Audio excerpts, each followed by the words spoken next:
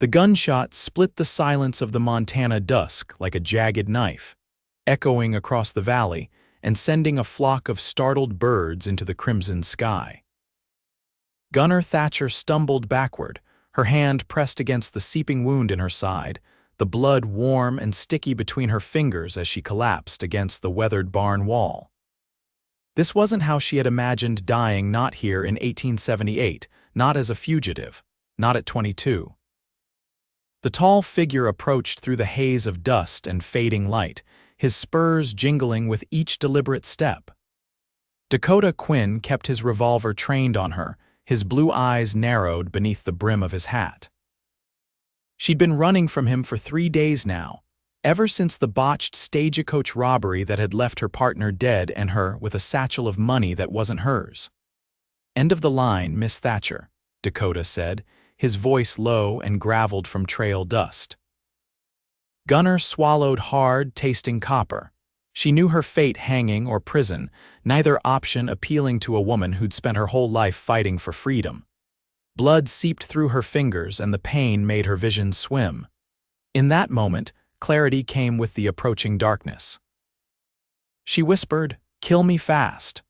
Her voice barely carried on the evening breeze. "Please."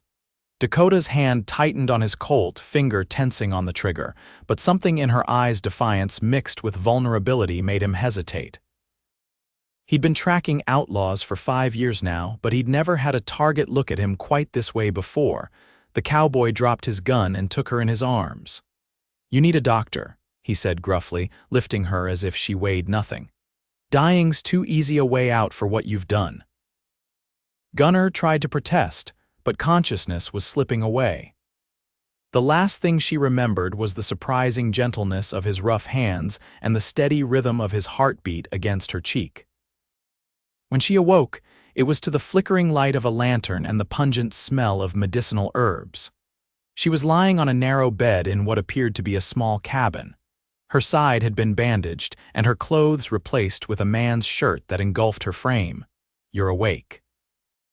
Dakota's voice came from the corner where he sat in a wooden chair, his hat resting on his knee. "Doc Miller says you're lucky. Bullet went clean through." Gunner struggled to sit up, wincing at the sharp pain. "Why didn't you kill me?" "Because I'm a bounty hunter, not an executioner." He stood, crossing to a pot hanging over the small fire in the hearth. "The law wants you alive." "The law wants me dead or locked away forever," she said bitterly. "What's the difference?" Dakota poured something steaming into a cup and brought it to her. "Drink this, it'll help with the pain." Their fingers brushed as she took the cup, and Gunner was surprised by the jolt it sent through her. Perhaps it was just the fever, or perhaps it was the fact that no one had shown her kindness in longer than she could remember. "Where are we?" she asked after sipping the bitter tea. "My cabin." "About 20 miles from where I found you." He returned to his chair. "No one knows we're here." Gunner studied him in the dim light. Dakota Quinn wasn't what she'd expected from the notorious bounty hunter who'd been on her trail. His face was handsome despite the scar that ran along his jawline, and though his eyes were hard, there was something else there too, something she couldn't quite name. "Why help me at all?" she pressed. Dakota was silent for a long moment. "Get some rest, Miss Thatcher. We'll talk in the morning." When morning came, Gunner found herself alone in the cabin. Panic seized her briefly until she heard the sound of chopping wood outside. Moving gingerly, she made her way to the small window and peered out. Dakota Quinn stood shirtless in the yard, an axe swinging rhythmically as he split logs for the fire. Sweat glistened on his tanned skin despite the cool morning air, muscles rippling with each powerful stroke.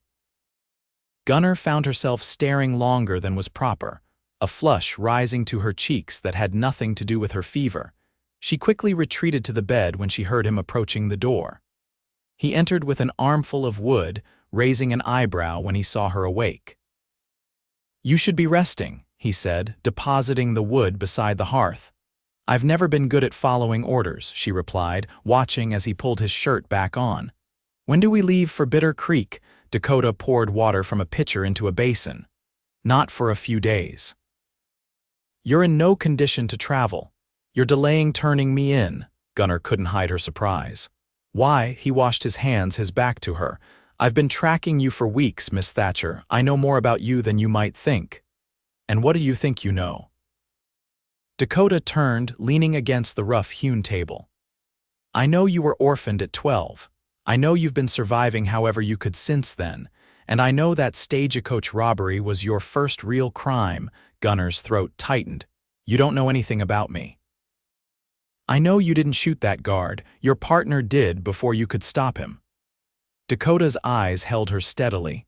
I've spoken to witnesses. The memory flashed before her. Silas drawing his gun, the guard reaching for his, the horrible sound of the shot. She'd screamed at Silas to stop, but it had been too late. It doesn't matter, she said, looking away. I was there. I'm guilty by association. Maybe. Dakota moved to the stove, stirring something in a pot. But I think you deserve a chance to tell your side before a judge sentences you. For the next 2 days, they existed in an uneasy truce. Dakota tended to her wound, brought her food, and gradually they began to talk. Not as hunter and prey, but as two people thrown together by circumstance. He told her about growing up on a ranch in Texas, about becoming a bounty hunter after rustlers killed his father. She told him about the years after her parents died, about working in saloons and taking whatever odd jobs she could find. On the third night, as they sat before the fire sharing a simple meal, Gunner asked the question that had been bothering her. What happens when we reach Bitter Creek? Dakota set down his plate. You'll stand trial. With my testimony about Silas being the shooter, you might get a reduced sentence. And if I ran? The question hung between them, dangerous and tempting. His eyes met hers, intense and unreadable. Don't. There was something in his voice that made her heart quicken. Not a threat, but almost a plea. That night, as Gunner lay awake listening to Dakota's steady breathing from his bedroll near the door, she realized with startling clarity that she didn't want to run anymore. Not just because her wound still pained her, but because for the first time in years, she felt safe. The irony wasn't lost on her finding safety with the man who had hunted her, who would ultimately deliver her to justice. Dawn brought rain, heavy and relentless, providing a temporary reprieve from their journey to Bitter Creek. Dakota busied himself with repairs around the cabin while Gunner, growing stronger each day, helped as much as her injury allowed. They were working side by side, Dakota showing her how to properly mend a fishing net when their hands touched again. This time, neither pulled away immediately.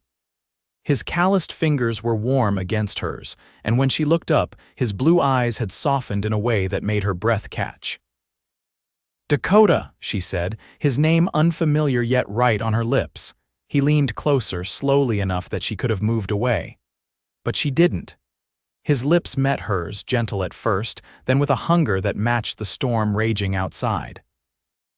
His arms encircled her, careful of her wound, pulling her against his chest. When they finally broke apart, both breathing heavily, reality crashed back around them.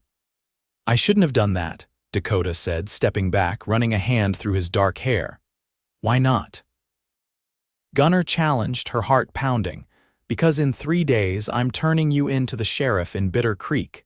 His voice was rough with emotion. Because I have a job to do. And if I wasn't a wanted woman, if we'd met differently, Dakota looked at her, conflict evident in his expression. But we didn't. That night, the tension between them was palpable. They ate in silence, the only sounds the crackling of the fire and the rain against the roof. When it came time to sleep, Dakota made his bedroll further from hers than before, as if needing the physical distance. But in the middle of the night, Gunner awoke to find him sitting beside her bed, watching her with troubled eyes. What is it? She asked, her voice thick with sleep. I keep thinking about what you said, he admitted. About if we'd met differently. Gunner sat up slowly, the shirt she wore, his shirt slipping off one shoulder. And I can't stop thinking about you, his confession hung in the air between them. About who you are beneath the wanted poster, about who you could be if given the chance. She reached for his hand, drawing him closer. Then give me that chance, Dakota. This time when they kissed, it wasn't just passion but promise that passed between them. His hands cupped her face as if she were something precious, something worth protecting. They came together in the narrow bed, his body covering hers, their breaths mingling as they explored each other with increasing urgency. Dakota was gentle with her wound but fierce in his attention, drawing gasps and sighs from her lips as he traced every curve and hollow of her body. Gunner matched his fervor, running her hands over the hard planes of his chest, learning the map of scars that told the story of his dangerous life. When they finally joined, it was with a sense of rightness that transcended their circumstances. For those hours, there was no bounty, no crime, no impending judgment, just two souls finding solace in each other's arms. Morning brought reality back into sharp focus. Dakota was already dressed and packing supplies when Gunner awoke. "We leave for Bitter Creek today," he said, not meeting her eyes. Gunner felt her heart sink. "After last night, you're still taking me in?" Dakota finally looked at her, his expression pained. "I have to, but I'll be with you every step of the way. I'll make sure you get a fair trial." "And then what?" she demanded, anger rising to mask her hurt. "You'll collect your reward and move on to the next bounty." "No," he crossed to her, taking her hands in his. "I'll wait for you, however long it takes." Gunner pulled away. "Don't make promises you can't keep, bounty hunter." The journey to Bitter Creek was tense, each mile bringing them closer to the moment of truth. They rode double on Dakota's horse, her body pressed against his back, his warmth both comfort and torment. They made camp as the sun was setting, the town still a day's ride away. As they sat beside the small fire, Dakota suddenly stood, pacing restlessly. "This isn't right," he muttered, more to himself than to her. Gunner watched him, hope and fear warring within her. "What isn't?" He turned to her, decision clear in his eyes. "I can't do it. I can't turn you in." Before she could respond, the sound of approaching horses shattered the moment. Dakota drew his gun, positioning himself protectively in front of her. 3 riders emerged from the darkness, and Gunner felt her blood run cold as she recognized the man in the lead, Sheriff Raleigh from Bitter Creek, a man with a reputation for brutality and corruption. Well, Raleigh drawled, dismounting. "Dakota Quinn and his bounty cozy by the fire." Dakota kept his gun steady. "Sheriff, wasn't expecting a welcoming committee. Got word you'd captured the Thatcher woman." Raleigh's eyes slid to Gunner, a smile that didn't reach his eyes spreading across his face. "Thought I'd save you the trouble of bringing her all the way to town." "That's mighty considerate," Dakota said, his voice neutral, "but I prefer to deliver my bounties personally." Raleigh's smile faded. "That won't be necessary. Hand her over, Quinn." Gunner could feel the tension radiating from Dakota. She knew what he was thinking. Raleigh had no intention of giving her a fair trial. There had been rumors about prisoners who never made it to their court dates, who escaped or resisted arrest under Raleigh's watch. "I think we'll continue to Bitter Creek as planned," Dakota said firmly. "Judge Thompson is expecting us." One of Raleigh's deputies shifted, his hand moving toward his holster. "Sheriff doesn't like to be refused." Dakota's stance subtly changed, and Gunner recognized it from their first encounter. He was preparing to shoot. "Dakota, don't," she whispered urgently. "Not for me." Raleigh's eyes narrowed. "Listen to your woman, Quinn. She knows what's good for you." "She's not just a bounty," Dakota said, his voice deadly quiet, "and I won't be handing her over to you." The air seemed to freeze as the standoff intensified. Gunner could see the calculation in Raleigh's eyes, 3 against 1, but that one was Dakota Quinn, known for his fast draw and deadly accuracy. "You willing to die for this thief, Quinn?" Raleigh asked incredulously. Dakota didn't hesitate. "If necessary." Something in his tone must have convinced Raleigh of his sincerity, because after a tense moment, the sheriff gave a humorless laugh. "Never thought I'd see the day." Dakota Quinn went soft over a pretty face. He spat on the ground. "Have it your way. Bring her to Bitter Creek yourself." "But I'll be waiting." The 3 men mounted their horses and disappeared into the night, leaving Dakota and Gunner alone by the dying fire. "You shouldn't have done that," Gunner said shakily. Raleigh won't forget this. Dakota holstered his gun and turned to her. We're not going to Bitter Creek. Hope bloomed in her chest. What? We're heading north, he said decisively. I have friends in Montana Territory who can help us. You'll be safe there while I clear your name. Clear my name? How? Dakota knelt beside her. By finding witnesses who saw Silas shoot that guard. By getting affidavits. By proving you were an unwilling accomplice at worst. Gunner stared at him, hardly daring to believe what she was hearing. You do that for me. Give up your bounty, risk your reputation. He took her face in his hands. I'd risk a lot more than that for you, Gunner Thatcher. They rode hard for 3 days, changing direction frequently to throw off any pursuit. Dakota was constantly vigilant, his hand never far from his gun. On the 4th day, they crossed into Montana Territory, the rugged landscape providing both challenge and shelter. It was in a small mining settlement called Prosperity that they found temporary refuge with an old friend of Dakota's, a former bounty hunter named Elijah who had traded in his gun for a small ranch. You've stirred up quite a hornet's nest, Elijah commented after Dakota explained their situation. Word is Raleigh's put out his own bounty on both your heads. Gunner felt sick with guilt. This is all because of me. No, Dakota said firmly. It's because Raleigh is corrupt and I challenged him. He can't let that stand or others might start questioning his authority too. Elijah offered them his cabin while he traveled to gather information and witnesses who could testify about Silas's role in the stagecoach robbery. Dakota would stay with Gunner, protecting her and helping work the ranch to repay Elijah's kindness. For the first time since she was a child, Gunner found herself settling into a routine that felt normal, even domestic.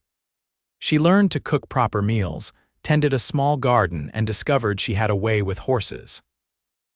Dakota taught her to shoot with accuracy, insisting she needed to be able to defend herself. At night, they would fall into each other's arms, their passion growing alongside deeper feelings neither had expected to find. Dakota told her of his dreams of having his own ranch someday, and Gunner shared her longing for stability and belonging.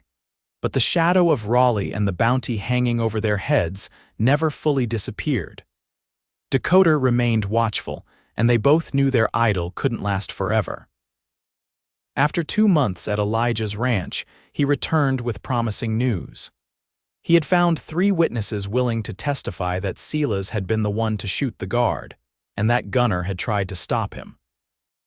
He had also learned of other cases where Raleigh had abused his power, creating a pattern that could potentially see the sheriff removed from office. It's time to clear your name properly, Dakota told Gunner that night as they lay together. We can't keep running forever. She traced the line of his jaw, memorizing every feature. I'm scared, Dakota. What if it doesn't work? What if they still hang me? I won't let that happen, he promised, pulling her closer. Trust me. The journey back to Wyoming Territory was tense but uneventful. They avoided Bitter Creek entirely, heading instead to the territorial capital where the circuit judge was currently holding court. Dakota had sent word ahead through Elijah, arranging for their witnesses to meet them there. The trial lasted 3 days. Gunner sat stoically as witnesses recounted the robbery, as Dakota presented evidence of her character and Silas's violent tendencies, as the prosecution painted her as an outlaw despite the testimony in her favor. When the verdict came, Gunner held her breath, Dakota's hand tight around hers. Not guilty of murder, the judge announced, but guilty of being an accessory to robbery. Relief and dread mingled in her chest. She had escaped the noose, but prison still loomed. Given the circumstances and the testimony regarding your actions during the crime, the judge continued, I sentence you to 1 year in the territorial prison. 1 year. It was both better than she had feared and worse than she had hoped. Dakota's grip on her hand tightened, his silent support unwavering. As the bailiff led her away, she looked back at Dakota, who stood tall and determined. 1 year, he called to her. I'll be waiting. Prison was harsh but survivable. Gunner kept to herself, avoiding trouble and counting the days. Dakota visited whenever allowed, bringing news of the outside world and his progress in establishing a small ranch not far from the prison.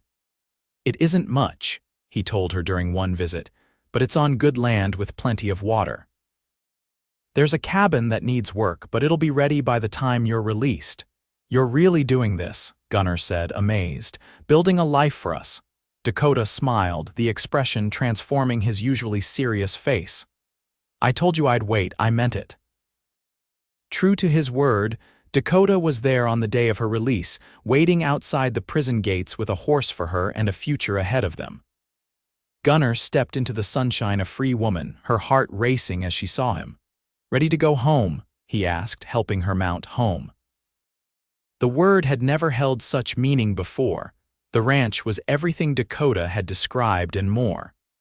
The cabin was small but solid, with a new roof and windows that caught the morning light. A vegetable garden was already producing, and a small herd of cattle grazed in the distance. It wasn't grand, but it was theirs. That night, as they lay together in their bed, Dakota reached into his pocket and pulled out a simple gold band. "I've been carrying this since you went away," he said, his voice rough with emotion, "waiting for the right moment." Gunner felt tears spring to her eyes as he slipped the ring onto her finger. "Are you sure? About me? About us?" Dakota pulled her close. "I've never been more sure of anything. I love you, Gunner Thatcher. I loved you even when I was hunting you. I loved you when I chose you over my job. And I'll love you for the rest of our days." "I love you too," she whispered against his lips. "More than I thought possible." They were married 2 weeks later by a traveling preacher with Elijah as their only witness. The ceremony was simple, but the commitment was profound. As they exchanged vows, Gunner thought about the twisted path that had brought them together, how a moment of desperation and a whispered plea had changed the course of both their lives. The years that followed brought challenges and joys in equal measure. They worked side by side to build their ranch into a modest success, gaining respect in the community despite the whispers about Gunner's past. Dakota occasionally still took bounty hunting jobs when money was tight, but he was selective, refusing to hunt those he believed were victims of circumstance rather than truly dangerous. 3 years after her release from prison, Gunner gave birth to their first child, a daughter they named Hope. A son, Samuel, followed 2 years later. Their family grew alongside their ranch, and the shadows of their past gradually receded. On the 10th anniversary of the day Dakota had found Gunner wounded and desperate, they stood together on their front porch watching their children play in the yard. "Do you ever think about how close we came to never having this?" Gunner asked, leaning against his shoulder. Dakota wrapped his arm around her waist. "Every day, if I'd pulled that trigger instead of dropping my gun, if I'd bled out from that wound, if Raleigh had caught up to us." They fell silent, contemplating the fragile threads of chance that had woven their lives together. "I'm glad you didn't kill me fast," Gunner said finally, a smile playing at her lips. Dakota laughed, pulling her closer. "Best decision I ever made." As the sun set over their land, casting long shadows across the ground where their children played, Gunner Thatcher Quinn knew that some stories that begin with gunshots can still end with love. That sometimes the bravest thing a person can do is drop their gun and open their arms to possibility.